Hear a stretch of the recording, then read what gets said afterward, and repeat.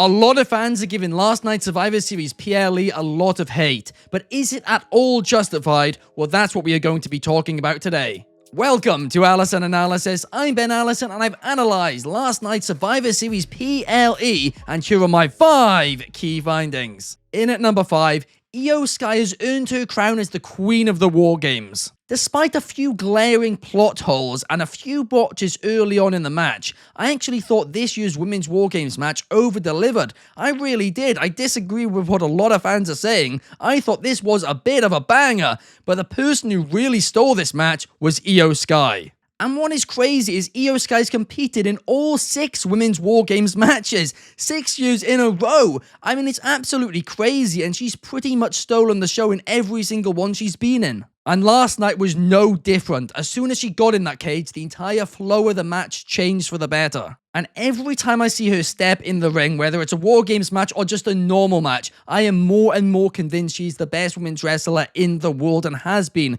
for a number of years now. I first said that, I think, in late 2017, early 2018, during the latter part of her time in Stardom in Japan, because she is genuinely so damn good. But someone else who does deserve a shout out is Tiffany Stratton, because she was a close second in last night's War Games. She put on a hell of a performance, and of course that senton while Iyo Sky did the dive with a trash can. I mean, they were absolutely sick, and that is a moment which is going to be replayed for years and years and years. In at number 4, Shinsuke Nakamura is so damn back. Over the past few years, Nakamura has just been in a cycle of title shot, title loss, repackage, repeat. And it's just been over and over and over again. But now the cycle is broken. Nakamura is the United States champion. This new Shinsuke Nakamura gimmick has the potential to be his most successful one on the main roster. The look is so unique, and it kind of feels like, I don't know, the most over he's been, dare I say, since he's been on the main roster.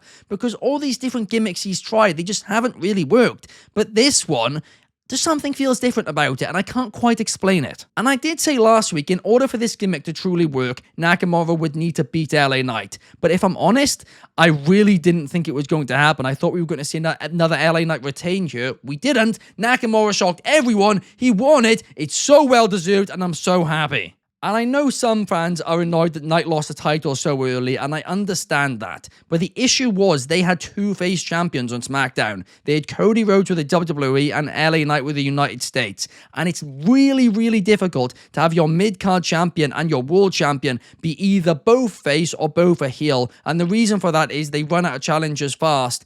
And also, there's not much for the other baby faces to do. So it's good to have one heel champion, one face champion, and that is what they have once again now. In at number 3, Bron Breakker is quickly becoming one of the most over stars in the WWE. Every match he's having is a banger, and every match the crowd are getting louder and louder for him. And his triple threat at Survivor Series against Ludwig Kaiser and Sheamus, well, guess what? It was yet another banger. And not only that, but Bron Breakker looked really good in the process too. I mean, he speared Ludwig Kaiser, and he then speared Sheamus. He defiantly won that triple threat match, and he came out of it looking and feeling like a star. I mean, I'm still not entirely sold on this tweener approach to his character. It's really difficult to have tweener gimmicks actually work. Maybe this could be one of them, and they are starting to react a lot more, which is good. But it is difficult, and it does confuse some fans to know whether or not they're meant to cheer or boo for him. But honestly, at this rate, I'd be shocked if Bron Breakker wasn't a world champion by this time next year. I mean, the guy is 27 and he's only just turned 27. He could have 2 decades on top of WWE if booked right. And so far, well, they are booking him right. But before we go any further, if you could like and comment, that would be massively appreciated, and subscribe as well. Here at Wrestling Republic, we create between 5 to 10 free videos every single week, and in addition to that, we have a free live daily stream every single day, 7 days a week, 8 PM UK, 3 PM Eastern, 12 PM Pacific, and during that we read comments, we show comments on screen, we have a great discussion, and I would really appreciate it if you guys could check it out. Thank you. In at number 2, Gunther got the victory, but has he gotten his confidence back? Going into Survivor Series, Gunther made it clear to Ludwig Kaiser for weeks he wanted to beat Damian Priest cleanly. And of course, the reason for this was Damian Priest got in his head. He got in his head about the Cody Rhodes loss at Crown Jewel, and Gunther, well, for the first time started to doubt himself slightly. So he wanted to beat Damian Priest cleanly. And he did beat him. But it certainly was not clean. Finn Balor helped massively, and Gunther, you could see, was furious about that. He still took the win, but you could just tell he was fuming. He took out Finn Balor. He was not happy at the end of the match. So the real question is, what's next for Gunther, and will he have his confidence back, or will he still be lacking, and will that cost him? A lot of fans think CM Punk could have the next title shot, and if that is true, well, Gunther's reign could be in a lot of danger. And in at number 1, why are so many fans complaining about War Games? The match was ridiculously fun, the storytelling made a lot of sense, and it left the door open for tons of stories in the future. I mean, we should be praising it, not criticizing it. Sure, we all had our theories, right? I had like a dozen of them, and all of them were wrong, and I would have liked them to be true. But guess what? They were just theories. That isn't necessarily what WWE are going to do, and what WWE did was still fantastic. So why on earth would I complain about that? I think we've just been spoiled with so many surprises for the last couple of years in wrestling. Fans almost now feel entitled to have one surprise at every PLE, and that is a ridiculous thing. Absolutely ridiculous. You cannot do that. Storytelling wouldn't be compelling. It would become obvious. It would just lose the element of surprise. So sure, Brock Lesnar isn't back. The Rock isn't back. Brock Lesnar, I didn't think was going to be coming back anytime soon anyway. Maybe the Rumble the earliest. The Rock, well, I'll get into that now. Roman Reigns needs to beat Solo one-on-one. Sure, he beat him last night, but he needs to beat him one-on-one. I'm guessing it's going to happen at the Royal Rumble. If not, I guess Saturday night's main event, but one of the two. Then after Roman Reigns has beaten Solo Sikoa, then it makes sense for The Rock to return and for that storyline to go ahead heading into Mania and involve Cody too. But right now, Cody is busy with Kevin Owens.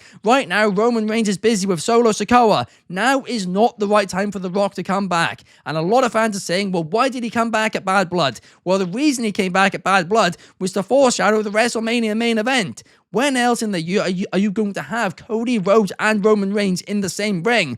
I doubt again. So the fact that they did that, they had that opportunity, it was too good to pass up. So they did it then, but I don't think we're going to see The Rock back in WWE until Saturday night's main event at the earliest. I'm going to be honest, I don't think we're even going to see him until Royal Rumble season. If the storytelling is good, if the matches are enjoyable, just enjoy it. Don't expect more because that's just being entitled. But yeah, honestly, I really enjoyed the Survivor Series PLE. I thought it was fun. I thought it did have a few surprises, such as Nakamura winning the belt, which was something I did not expect.